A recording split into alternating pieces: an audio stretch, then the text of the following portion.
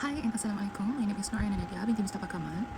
I will presenting my individual reflective assignment focusing on chapter 1 through 5 of organizational behavior. So in this presentation, I will share what I learned from each chapter and how I relate this to my own personal experiences.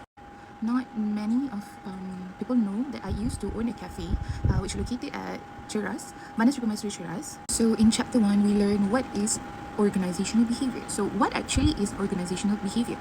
From what I understand, organizational behavior is the study of how people think, feel, and behave at work. Even though it's organizational, it doesn't mean that it's only for organizations, but it also look at individuals, at groups, at the person itself. Owner, and of course as the manager at the cafe, I need to planning, I need to organize, I need to lead, and I need to control every single thing that comes out and comes into the cafe. So when I own the cafe, I saw how important OB is because every day is different, because I really need to deal with a different type of customer every single day. And of course my staffs, every day is like different moods, different behaviors. Some of them like really became stressed during peak hours and cannot work under pressure. So, and in this chapter, it's also helped me understand more because at that time I was so young and I cannot understand how this apply to a business, but I do now.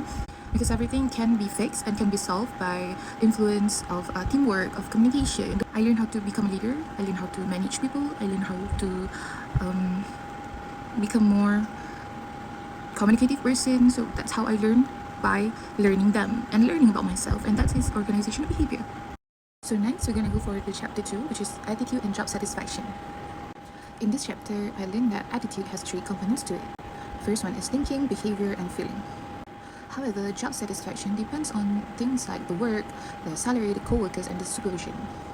Attitude reflect on how we feel, what we think, and how we behave, because that is the project of what our behavior will become for that day, or for any situation in general.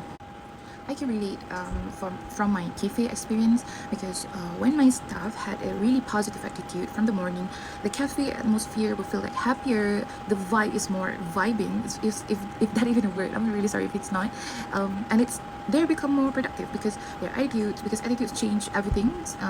It affects everything, and it's affecting the people around them too. Even give a small list compliment, it really affected their mood. So that's why I learned throughout the day that even it's the smallest thing you can do and the smallest thing you can say to people, that just really good. But if you don't have anything to say at all, if not a good thing to say, at least you just need to keep it to yourself, because sometimes things that we said really affect the people. We just don't know it because not everybody shows their emotions loudly in the public. What we tell people, what we talk to people, well, our words is actually matters. So next we're going to talk about chapter 3, which is personality and values. In this chapter 3, really explain how personality traits and values really has an effect on people behavior, especially the big 5 personality traits that help me to understand everyone, to understand my co-workers, to understand my staff, customer even better. So what is the big 5 personality model? The first one is cautiousness, which is being responsible, dependable, and organized. The second one is emotional stability, which is the ability to stay calm, secure, and less stressed during any type of situation. The third one is extraversion, which is sociable, talkative, and energetic. These somehow relate to leadership and teamwork, and it's easier to communicate with them. The fourth one is openness to an experience, which is they have creative minds, they're always curious, and they're always open-minded to explore new things, to experience new things, to look for something new, to learn for something new. Last but not least is agreeableness.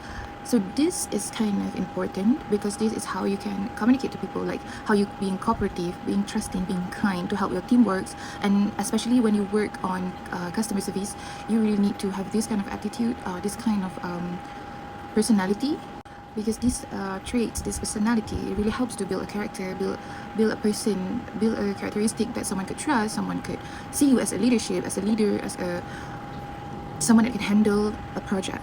So all of this trait is really important when you already working, you need to work with someone, or you want to be someone in charge. So this all is really important for me, and better for the staff, and better for the company, for the cafes, for the customer, to put my extroverts staff in front and introverts at the back, because that's what they enjoy the most. So the next chapter is chapter 4, which is perception and individual decision making. So for the perception, Perception is not always accurate because we often judge by personal factors like and bias and past experiences. And decision making is when organizations want the employees and the employers to make rational decision, but at the same time people rely on emotions when they're making a decision.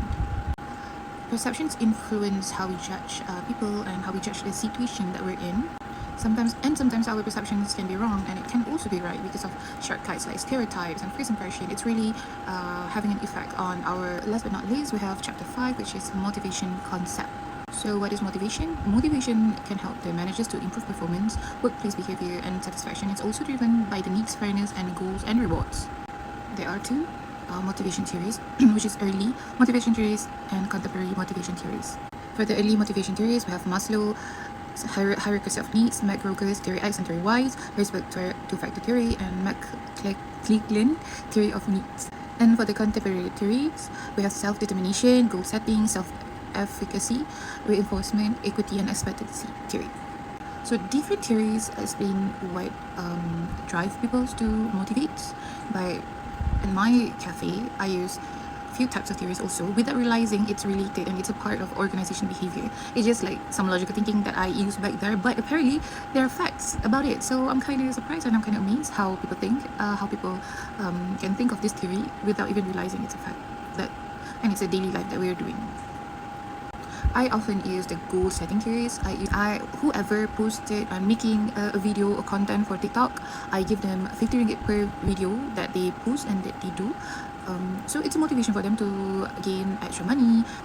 And at the same time, I always buy them lunches every single day without miss. That's just how I do it. That's just how I motivate them to be better, to have a great performance. And it's a psychological trick that I did just a little tiny bit for them to have like boost their moods and improve their attitudes throughout the day. If they want dessert, they get dessert. If they want ayam gepuk, they get ayam gepuk.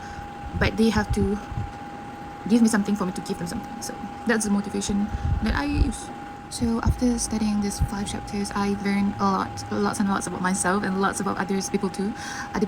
So I understand my own behavior better now, and I know that I'm introvert, but at the same time I need to communicate with people because this world doesn't really revolve around introvert people. So I really need to make a do with my life if I want to move forward. So I learned how to manage people effectively, how to communicate, how to be a leader, how to be a good leader, how to understand people better, and how to avoid judging others too quickly, and how to motivate myself and people around me too. So this really helps me to be a better person, not just for work but in life in general. With my experiences from the cafe, it's really shown me that these theories are not just theories, it actually are practical and useful in everyday situations. That's all for me. Thank you so much.